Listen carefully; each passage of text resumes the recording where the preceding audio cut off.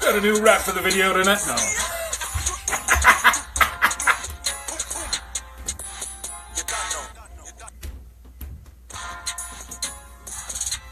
So, we're doing a show tonight. It's gonna be a little different. It's Christmas show! Have a Coke and a smile. Just kidding a little bit.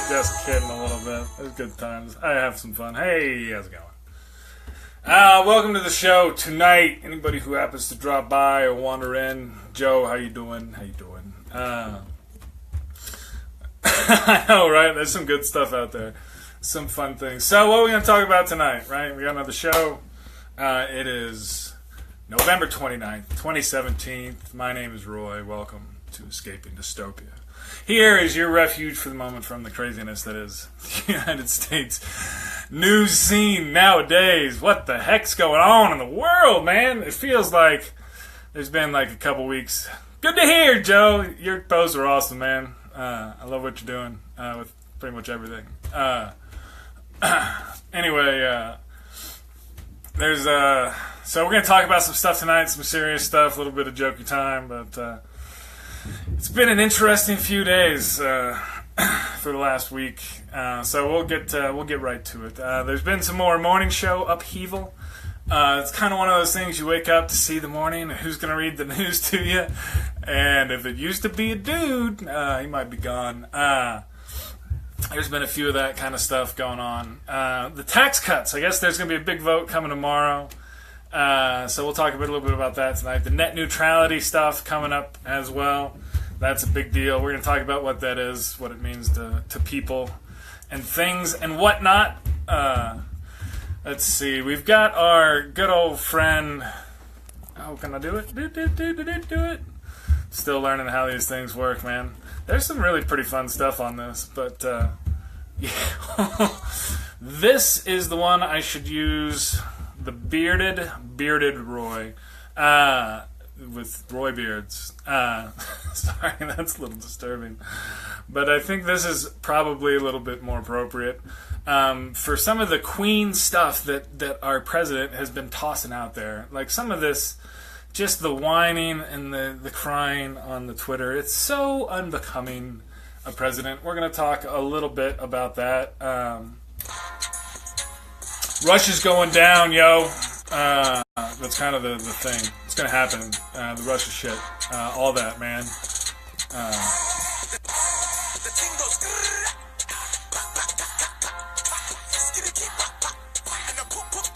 So the musical show side break. We're working on production values around here, yo.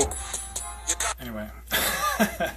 So Russia is breaking down. That's why I think the president's freaking out a little bit. Because there's more and more stuff that could very well be going on in the Russia thing. The CFPB, the Consumer Financial Protection Bureau.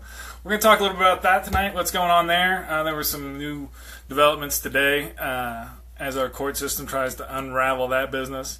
Project lying their ass off, that Project Veritas thing. We're going to talk about that too, because that was weird. And it ties into our main story a little bit in a very unfortunate way because of the story and because of what happened. North Korea shot another missile. They weren't supposed to do that. But they'll handle it. Whatever. We'll talk about that a little bit, and then we'll do something fun at the end. I don't know. It's fun for me. But with that, we're going to get started tonight. So, everybody, welcome to Escaping Dystopia one more time. My name is Roy. I'm having a good time tonight. Let's see. Morning show, people. How should we do this? There's some Walking Dead folks out there, right? There's some guys showing up for work every day, but they're walking dead right now. Why are they walking dead? Because they did bad things. That was kind of the title for the show tonight, the Toxic Man Purge. You've probably heard a little bit about this toxic masculinity concept. I haven't really written about it much or linked or done too much into it. I'm familiar with the phrase and the concept. hopefully at some point we can figure out what a virtuous man looks like nowadays. But we'll get to that eventually, I hope. But the toxic man purge, I think that's from some of the stuff that's been going on. There's nothing but good to see these guys get out of there. There's certain people who probably just shouldn't be in power, and they can certainly be replaced. So Matt Lauer, that was one of the things that was fairly surprising. But you got to remember, those folks on TV, they ain't live, they ain't real, they ain't in their basement, man. They're actors. They're jokers. They're not like that all the time. I'm not like this all the time. Just so you know, this is definitely an act. Once you put a camera on, it becomes an act. Because you're acting for the camera. I guess. But anyway, so the on-screen behavior and then also the on-radio behavior. We had a couple big ones this today. Garrison Keillor, the Bury Home Companion, got fired. This one and the Lauer one, I think, from what I've read so far, kind of go again on a little bit of what we were talking about before with kind of the whole spectrum of this kind of stuff. It sounds like Lauer is one of those dick showers and put some pressure on his staff to put pressure on his staff, so to say. And I think we can kind of joke about it because he got fired. So, I don't know. I think that makes it a little bit easier or better. But the Garrison Keillor one, from what it sounds like, unless something else comes out about this, there's so many of these, it's been hard to follow and read and keep track of. Which is bad, but I guess good, right? There's so much of this happening that it's hard to follow all of the different stories. And there are different stories because there's so many stories to read and hear about what people have been dealing with and who's been doing it. But yeah, the toxic men and their purge, I'm all for it. There's another one in Congress, John Conyers, who I actually do think he should probably resign. So it sounds like that whole settlement process with the House is pretty whacked out, and he's been abusing it. And the fact that we heard there was people in there who were still active who had settlements, and then we find out who it is. Yeah, I think that's probably one of those things that, you gotta go. So I don't have too much of a problem. I shouldn't say I don't have any problem. I don't have too much of a problem pointing to people on the left, as they say, and say, you probably should get out, because I do think Conyers should go. I don't think Franken should at this point. And again, I think we do have to figure out some way to talk about this kind of stuff as we move forward and as we also examine the past, to find if we can find out a different way to condemn, or at least in our public sphere of media smashing and career destruction, if the punishment could fit the crime in that regard. We'll see. There's a bit of a frenzy, and we'll get down to the downside of that when we get to the Project Veritas stuff, because there is an element of all of this that's even kind of nastier. Not nastier than some of the worst behavior, but worse than some of the best, if that makes any sense. But that keeps happening, and so I think that's actually still pretty good. There have been some big names, Matt Lauer, like I said, Garrison Keillor. Garrison Keillor actually had a op-ed posted in the Washington Post the day before he was fired, or actually on that same one. But anyway, the Joe Barton one, we saw the junk of Joe Barton. We didn't need to see the junk of Joe Barton. He's going to stick around, because whatever. And then the whole point of this, the whole big fish to fry here, we've got another couple weeks down, Mr. Ronald Moore. I want to call him Roy. Damn it, Roy! Yeah, I hope he goes down. We'll see. And then it keeps kind of circling back to the president, which is good, and it should. Because all these other people who are having to do this, when a fake president, Spacey, gets fired, real president probably, So we'll see. We'll see how that goes. But we'll keep you updated here. But the toxic man purge continues unabated and approved by pretty much all at this point. So now what's not approved by all? The tax cuts. Plan now here is for the Republicans to be like, hey, rich people, you ain't got to pay no more taxes. See, this one we can definitely do an effect for, because this is straight up, if you got money, guess what? It's Christmas time! Big money for the big money. I don't think people realize how much Coke you can buy when you get these tax cuts, and I'm actually talking about Coca-Cola and other foods. Sorry, we're crass commercialists here in the Facebook prison. This is the exact opposite of what the president campaigned on. The idea was that he was going to close loopholes like the carried interest loophole for those hedge funds. They're totally raping everything because I use that word a lot. He's talking about on the campaign he ran against these big money guys, and now his tax plan doesn't touch them at all, but it does close the quote-unquote tax loopholes that are all the deductions for all sorts of things. Their overriding excuse for this is that, we're doubling the standard deduction and then getting rid of the rest. The issue with that is that anybody who's got family or, other stuff that usually, and that's like a number of dependents, you're going to hit that number that they've doubled it to, and then you don't get any other deductions because they got rid of all the rest. If you have student loan payments and kids, like you could have, but now they're making that harder. That's who the tax plan goes against, and they're doing it to finance this massive corporate tax cut. It's the idea that you give a tax cut, it's going to go to workers, is just foolish. It's going to go to shareholders and investments.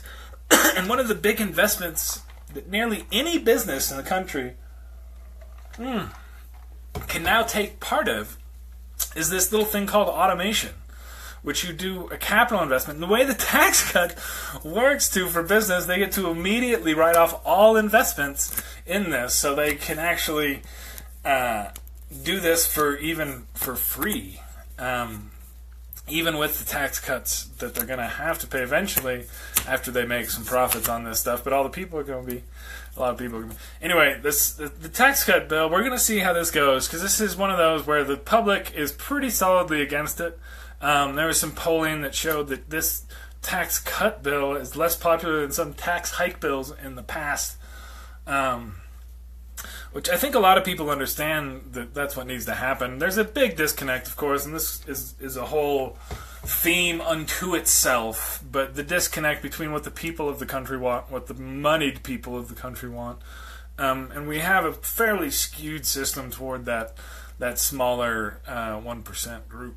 But it's all good. We'll figure it out. Maybe, if they let us. But anyway, so the tax cuts, we're going to see if it's going to fail. I don't know. I really don't. There's been a few kind of murmurings about stuff, and a few people here and there have said a little bit about it, but the GOP knows that if this doesn't happen, they are super duper screwed.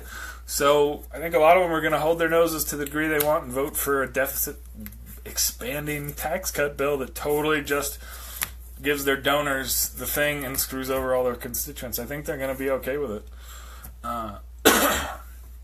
It's rough, but that's what you gotta deal with.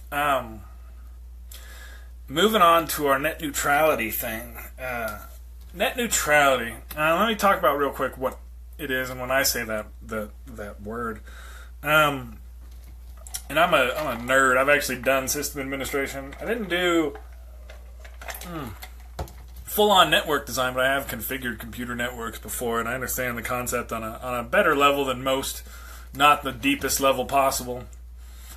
What net neutrality is the idea is when I'm sending an internet a packet across the web, the routers and everything that look at that packet and say, what computer are you going to?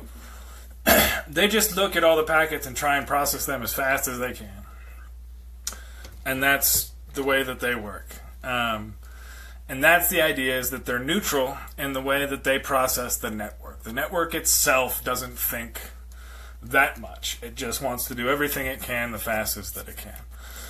The idea that they're switching to with the tiered, or if you take that concept away, there exists software and programs and hardware that can tier the network and allow certain routers at certain spaces to prioritize certain packets. Where you say, well, this packet, it comes from here, it's going to there, therefore we're going to rank these, and then you process them, So when things are pretty quiet, it doesn't really affect much, because there's plenty of space for everybody to come through. But when there's traffic, excuse me,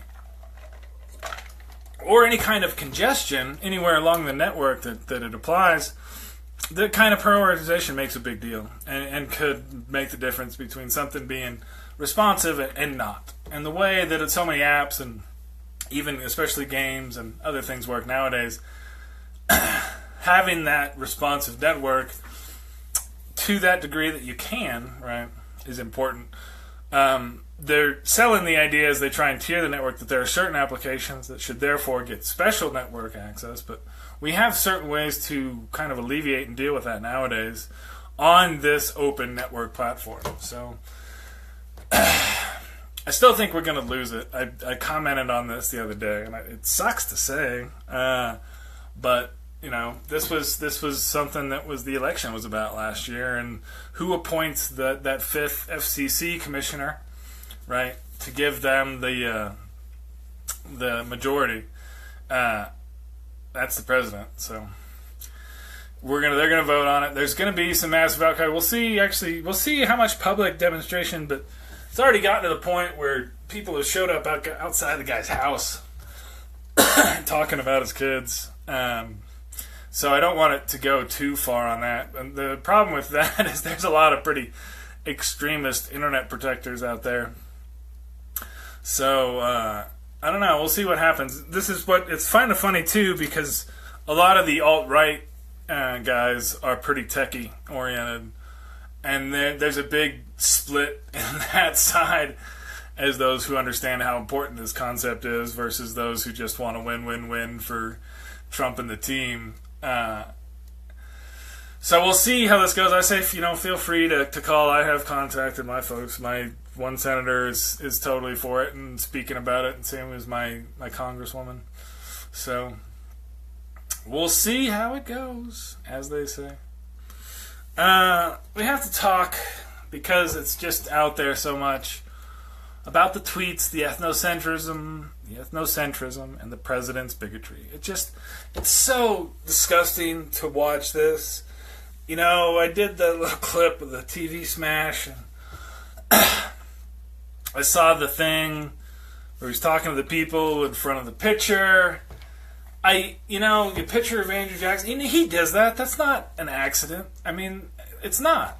It's not an accident at all. The Pocahontas stuff, he's just got a problem. But the White House itself, it's not like this was like a one-off, oh yeah, we're going to apologize. We're going to keep doing this. He's right to go after her. Which is just, the whole thing's horribly disgusting, and it's built on, again, the right-wing lie. Again, with Hillary's emails, if Warren tries to run, they will try and they will have this. There will be a lot of people calling her this. And that's why he's doing it, because he's scared of her. And he's also mad about the CFPB. That was her thing. And now he's kind of trying to dig it in and stick it in a little bit harder, because he's just that much of a douchebag. Then he posted again today these links to some videos that apparently have some questions on their authenticity that were basically snuff films, talking about just we need to fear Muslims. And that's, again, one of his distractions that he tries to pull out of the hat when things are going just horribly, horribly bad for him, which they are. But what this does, and this is kind of the point of it from the political socio standpoint, this gives a lot of his constituents voice to what they feel and what they think. It's not, you've got, still a third, a little bit more of the country that supports after all of this, and they're still there. That's a bit of a problem, right? So that's what he provides to them is that somebody's going to stand up and say what they think, so to speak. And that's why they give him so much credit for that. when everybody else is like, well, you're being a total bigot. We have a lot of bigots in this country, and they've got their president and their hero now. This stuff that he's posted lately, I think, actually could literally get someone killed, get an American killed. Because when you're starting to stir up fear like that, and you're doing snuff videos and things like that, that's the kind of stuff that gets people killed. It is, and that's what our president's doing. I don't know that there's a way to rein that in without. We got to stop it at the election, at the ballot box soon. There's some people starting to call for little things sooner, and there's going to be some big marches. Especially next year, I think, for the beginning of January. We'll see how that works. Which brings us to our next topic. The Russia net is getting tighter. From what I keep seeing, there's some more stuff. They're going to talk to, looks like Kushner again, and then, little Trumpy, I'm Eric, gets to testify. He's going to be in trouble pretty quick, I think. So we'll see, and then I guess we had the Flynn thing where I think they've got his son over a barrel, and he's decided to flip, and we'll see how that goes. But again, we just gotta. This is why I wonder if that's part of Mueller's strategy, is letting it drag out. But rather than trying to, and maybe it's just taking that long to build the case. But we'll see what else happens out of that. The Consumer Financial Protection Bureau. Oh, excuse me, my throat's losing it, so I probably have to cut it short here in a minute. The CFPB was created because banks were ripping people off systematically and in various ways that some people weren't familiar with or weren't savvy enough financially to defend themselves. And so we built a federal agency that's sole purpose is to protect consumers in financial markets from getting scammed.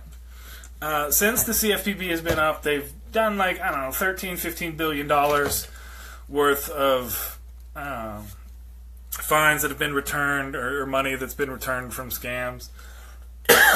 The guy who Trump put in charge of it has hated the very concept. Is essentially, again, one of the guys who's working for the banks. So this is a huge blow to this concept. If he gets to stay in there, there's a lawsuit. A judge ruled today for Mulvaney to be able to run this and the other one to the OMB, the Office of Management and Budget, both at the same time. There's just a small number of people who want to do what Trump's agenda that can actually know how some of this stuff works. But anyway, this is part of what the GOP does to build this self-fulfilling prophecy of bad government. And this is the bigger point for me. And I want to get the next one, but they do this more than once. The CFPB was built to help protect consumers. That was the idea. The people who now are going to run it don't think it should exist. So now it's going to utterly fail in its mission and be counterproductive, most likely. Which builds on the Republican ideological belief that government is bad and doesn't help. Because when they have the chance and the authority to do so, which the CFPB does, through the law, have the authority to enforce the law and have these big institutions have to do this. I can't really tell you directly how much I know and how much the degree to which I know this is true, but it now builds this self-fulfilling prophecy about this government institution that doesn't care about people, because now they won't. And now their responsiveness is going to go through the floor. And if not, the opposite direction, where they're now, collecting fines for banks. Yeah. So, one of the last things I'm going to do, Project Veritas, aka Project Lying Their Ass Off, got busted trying to sell this story to the Washington Post, who had done the original reporting on Roy Moore, that there was another woman that they had missed, who in fact just came to Alabama for the summer, met Moore, was raped by her, became pregnant, was forced to have an abortion. Oh my God, the worst thing ever. This will surely end his career, right? His campaign, right? When you publish this, right? So, this is the story that this woman made up and tried to sell to the Washington Post as true. This woman claimed that she'd only been in Alabama for a summer when she was 15, yet somehow decided to have Roll Tide in her email address and had an Alabama area code in her cell phone number. Anyway, she smelled the high heaven of bullshit, so they kind of didn't do much but say, okay, thanks for sharing. I guess they found out later that she walked into Project Veritas's office in New York. So she was working with them, trying to deceptively sell a story to the Washington Post in order to discredit them as a media source, to call them fake news. This is a group that does this repeatedly, trying to set up these kind of quote-unquote sting situations where they then take their video, deceptively edit what happened, and try to put forth this scenario that the only reason the Washington Post is doing this is to win. That it's all politics. And that's the scenario they try to sell. And this is like the level to which they will stoop. You have a woman making up a story about being raped in an abortion. Just making it up, trying to then offer that as bait to, and that's making it up. And that's the kind of thing. Now this is what brings us back to our main story. There are unfortunately people who make up these stories. And they do it for various reasons, usually money or politics. But it's out there, and it does happen. In this case, very clearly a conservative asshole group with a very clear agenda, making up a story. But it's part of the whole equation on figuring out how we're going to deal with this stuff. Because we can't absolutely perfectly trust everybody who walks over with a crazy story. Or a sensational one. Or a mundane one. So we just need to become wiser as a people. Which I think is certainly possible. It's certainly possible. We can get there. We can become wiser as a society. Because we need to be. Because we have more information. It's going to come faster. We need to become wiser. And that is why, that is how we shall escape dystopia! See that? Yeah. All the way around, circled around. Alright, so anyway, thanks everybody who wandered by this evening. I appreciate it. It's always fun to talk. Get all that stuff out of there and make a little record of the resistance. Ain't shooting at us yet, but they want to. So we'll see. Anyway, peace out. Y'all have a good night, good week, and hope to see you again next week as we cruise toward Christmas. That way. Peace out and good night. Love y'all.